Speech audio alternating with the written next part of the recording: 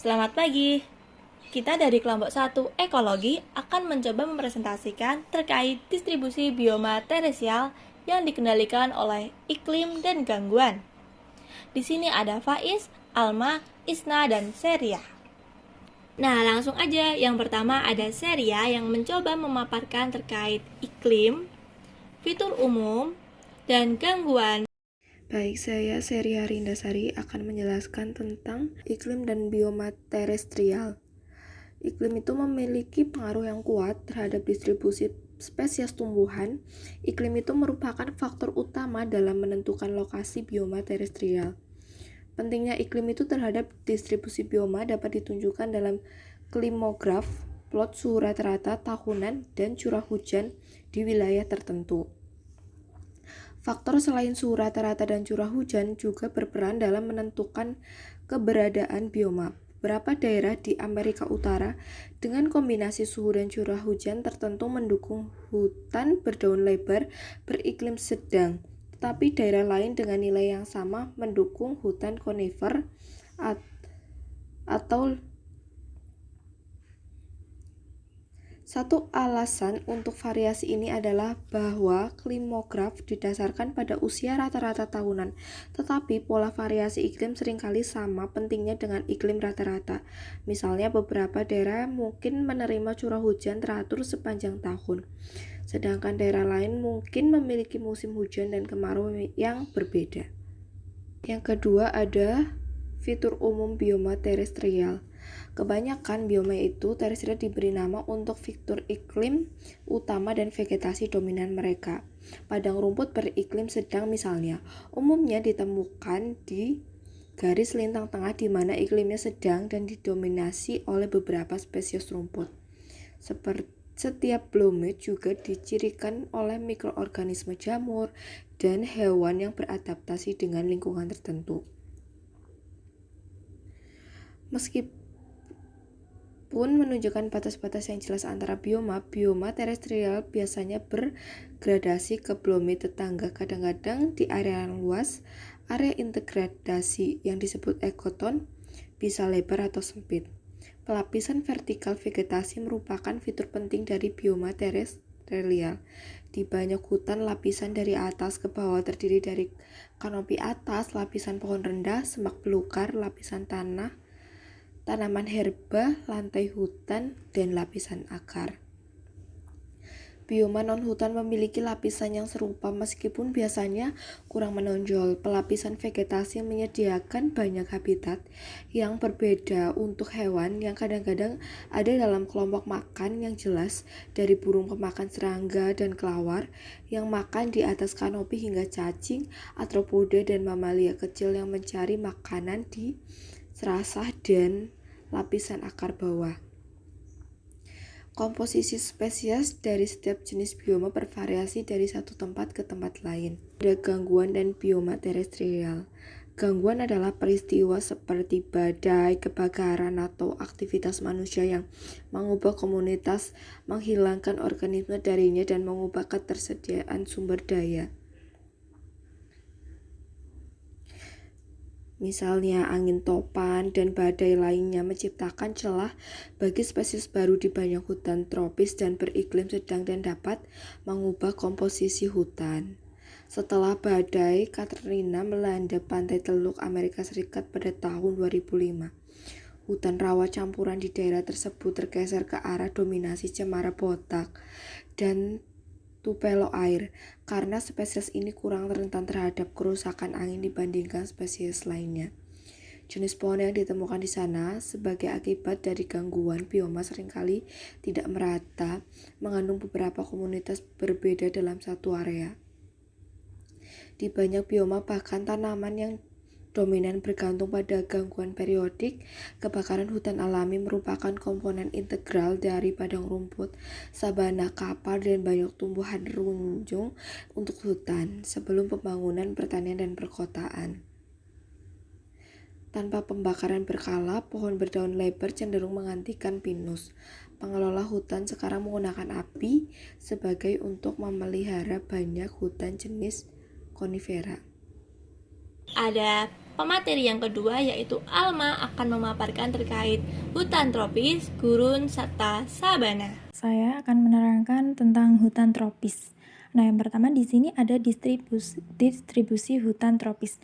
Nah, hutan tropis ini itu ada di daerah Khatulistiwa dan subekuatorial. Nah, jika kalian tahu, Indonesia kan dilewati oleh garis Khatulistiwa ya. Nah, otomatis di Indonesia ini ada hutan tropis gitu. Nah, garis Khatulistiwa di Indonesia itu ada di wilayah misalnya Pulau Kalimantan, Pulau Sulawesi, Pulau Sumatera, dan lain sebagainya. Nah, yang selanjutnya ini ada curah hujan. Nah, curah hujan di hutan hujan tropis ini itu relatif konstan, sekitar 200-400 cm per tahunnya.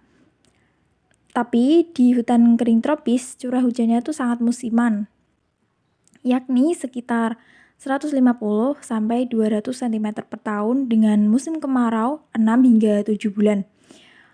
Lumayan lama juga ya. Selanjutnya ini ada suhu di hutan tropis. Nah, suhunya itu sangat tinggi sepanjang tahun, rata-rata itu 25-29 derajat Celcius dengan sedikit variasi musiman. Lalu, apa saja sih tumbuhan yang ada di hutan tropis itu? Nah, hutan tropis berlapis itu berlapis vertikal ya, dan persaingannya untuk mendapatkan cahaya itu sangat ketat sekali bahkan.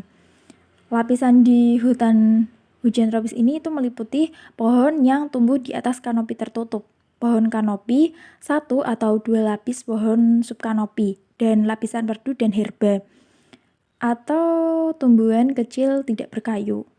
Nah, umumnya yang ada di hutan hujan tropis ini ada lebih sedikit lapisan di hutan kering tropis. Lalu ada pohon cemara berdaun lebar dominan di hutan hujan tropis. Sedangkan banyak pohon hutan kering tropis menjatuhkan daunnya selama musim kemarau. Nah, ada juga epifit loh. Epifit itu apa sih? Nah, epifit itu contohnya seperti anggrek yang umumnya itu menutupi pohon hutan tropis tetapi kurang melimpah di hutan kering. Semak berduri dan tanaman sukulen umum ditemukan di beberapa hutan tropis kering ini. Lalu selanjutnya ada hewan-hewan yang menempati di hutan tropis ini. Hutan tropis ini adalah rumah, bisa disebut juga rumah gitu ya. Rumah bagi jutaan spesies, termasuk sekitar 5-30 juta spesies serangga, laba-laba, dan arthropoda lainnya yang masih belum terdeskripsikan. Nah, saking banyaknya masih ada yang belum terdeskripsikan juga. Nah, faktanya keanekaragaman hewan ini adalah lebih tinggi di hutan tropis daripada di bioma terestrial lainnya. Wow, hebat ya. Dan hewan-hewan yang ada di sini itu juga termasuk ada misalnya amfibi, burung, dan reptil lainnya. Ada mamalia juga yang beradaptasi dengan lingkungan berlapis vertikal yang seringkali tidak mencolok. Nah, lalu yang terakhir, pastinya ada dampak manusianya juga loh. Dampak manusianya ini kan manusia itu telah memiliki komunitas yang berkembang pesat ya di hutan tropis. Jadi banyak sekali hutan tropis itu sekarang tuh ditebang, sayang sekali ya, dan dikonversi menjadi lahan pertanian, daerah perkotaan, dan jenis penggunaan lahan lainnya. Sungguh serakah sekali ya manusianya ya. Oke, selanjutnya ada gurun. Yang pertama, distribusinya tuh terjadi atau terletak di dekat 30 derajat utara dan selatan lintang atau di lintang lain di pedalaman benua. Nah, misalnya itu ada di Gurun Gobi di utara tengah Asia. Lalu yang kedua ada curah hujan. Nah, curah hujannya tuh rendah dan sangat bervariasi. Itu umumnya kurang dari 30 cm per tahun. Kalau untuk suhunya juga bervariasi juga menurut musim dan harian. Suhu udara maksimum di gurun panas bisa melebihi 50 derajat Celcius. Wow, panas sekali ya. Tapi di gurun dingin suhu udara bisa turun di bawah minus 30 derajat Celcius. Lalu tumbuhan yang ada di gurun ini itu didominasi oleh vegetasi rendah yang tersebar luas. Proporsi tanah kosong tinggi itu dibandingkan dengan bioma lainnya. Tanaman termasuk sukulen seperti kaktus atau euphorb, semak yang berakar dalam, dan herba yang tumbuh selama periode lembab yang jarang terjadi.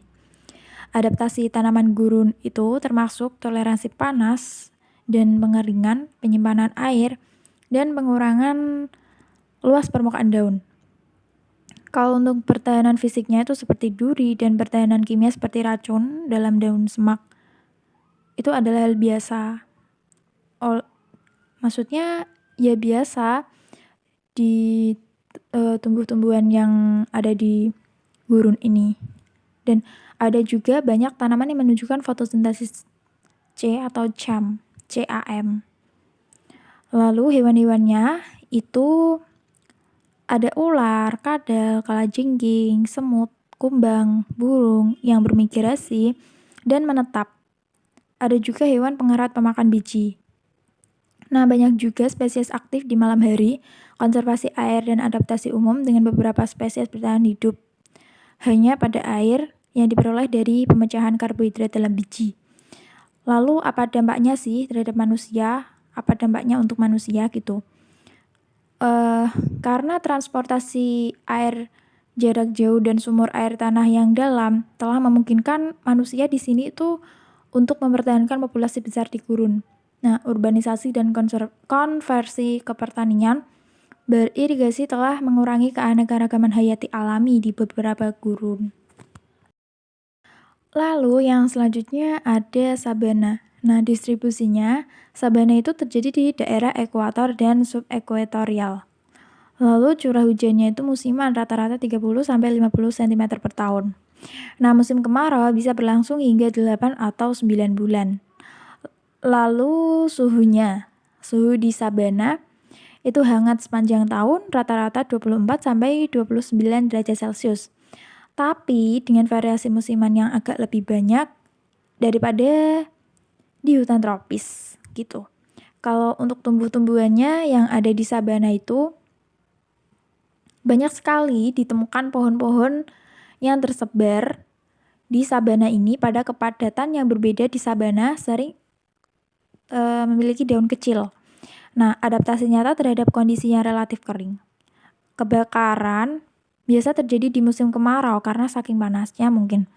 Dan spesies tanaman yang dominan beradaptasi dengan api dan toleran terhadap kekeringan musiman. Nah, ada juga rerumputan dan tanaman kecil tidak berkayu yang disebut forbs, yang membentuk sebagian besar penutup tanah. Tumbuh dengan cepat sebagai respon terhadap hujan musiman dan toleran terhadap pengembalaan oleh mamalia besar dan herbivora lainnya. Lalu untuk hewannya, ada mamalia pemakan tumbuhan besar seperti rusa kutub dan zebra, dan pemangsa lainnya termasuk singa dan hyena. Ini adalah penghuni umumnya. Tapi juga ada herbivora yang dominan seperti serangga, terutama itu rayap. Nah, selama musim kemarau, mamalia yang merumput sering bermigrasi ke bagian sabana dengan lebih banyak memakan dan lubang air yang tersebar. Nah, untuk dampak manusianya, kan manusia paling awal itu mungkin pernah hidup di sabana ini. Nah, kebakaran yang terjadi oleh manusia dapat membantu memelihara bioma ini.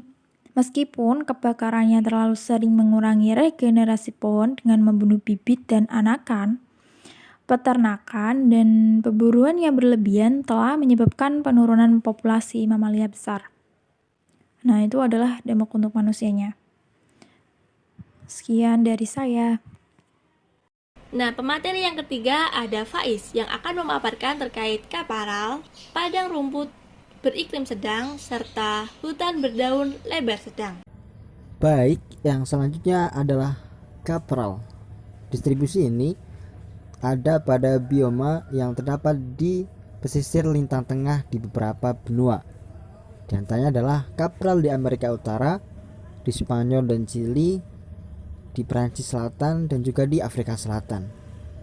Nah, curah hujan di terestrial ini sangat musiman dengan musim dingin dan musim panas yang kering. Nah, curah hujannya berkisar antara 30 sampai 50 cm kubik.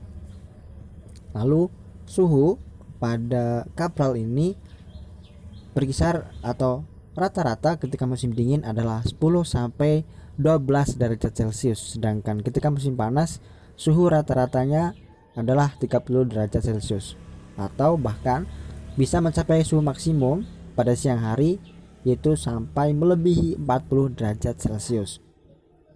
Nah, tumbuhan yang mendominasi pada kapral ini adalah perdu dan pohon kecil. Juga ada berbagai jenis rumputan dan juga herba. Nah, keanekaragaman yang ada ini terjadi karena adanya adaptasi dari kekeringan yang ada. Nah, adaptasi terhadap api pada daerah ini juga menonjol. Beberapa semak yang menghasilkan biji akan berkecambah hanya setelah api panas. Kemudian hewan yang ada atau terdapat pada kapral ini adalah rusa dan kambing yang memakan ranting dan kuncup vegetasi berkayu. Daerah kapral juga bisa dihuni oleh banyak spesies amfibi, burung, dan juga reptil lainnya. Lalu dampak yang ditimbulkan oleh manusia pada daerah kapral ini adalah banyak yang dijadikan sebagai lahan hunian dan juga dikurangi sebagai lahan untuk pertanian juga. Dan manusia juga berkontribusi pada kerusakan, yaitu pada kebakaran yang menyapu sehingga daerah kapral ini semakin berkurang. Baik, yang selanjutnya adalah tentang padang rumput beriklim sedang. Distribusinya adalah di daratan Afrika Selatan, Pusta Hungaria, Pampas Argentina dan Uruguay, steppe Rusia dan daratan, serta padang rumput di Amerika Tengah. Kemudian curah hujan yang ada di padang rumput beriklim sedang ini berkisar antara 30 sampai 100 cm kubik. Dan kekeringan juga sering terjadi secara berkala. Ketika musim dingin dan musim panas itu keadaannya berbeda. Kalau musim dingin relatif kering dan musim panas justru relatif basah atau lembab. Kemudian suhu di padang rumput beriklim sedang ini ketika musim dingin rata-ratanya adalah di bawah minus 100 derajat Celcius, sedangkan ketika di musim panas suhu rata-ratanya mendekati 30 derajat Celcius. Lalu tumbuhan yang dominan tumbuh adalah rumputan dan forbs yang tumbuhnya atau tingginya berkisar hingga 2 meter. Kemudian ada juga tanaman-tanaman yang beradaptasi secara periodik, misalkan rumput. Nah, itu setelah terjadi kebakaran, itu rumput akan tumbuh dengan cepat, seperti itu.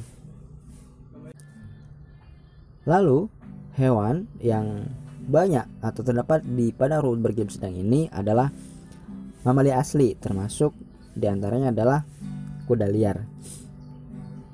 Namun ada juga sejumlah mamalia penggali yang hidup atau menghuni daerah ini, seperti anjing padang rumput di Amerika Utara. Kemudian dampak yang ditimbulkan oleh manusia pada terestrial ini adalah banyak tanah yang telah dijadikan untuk lahan pertanian, seperti sebagian besar padang rumput di Amerika Utara dan sebagian besar juga di Eurasia telah diubah menjadi lahan pertanian. Kemudian di beberapa padang rumput yang lebih kering juga itu telah dijadikan tanah untuk peternakan dan juga penggembalaan, seperti itu.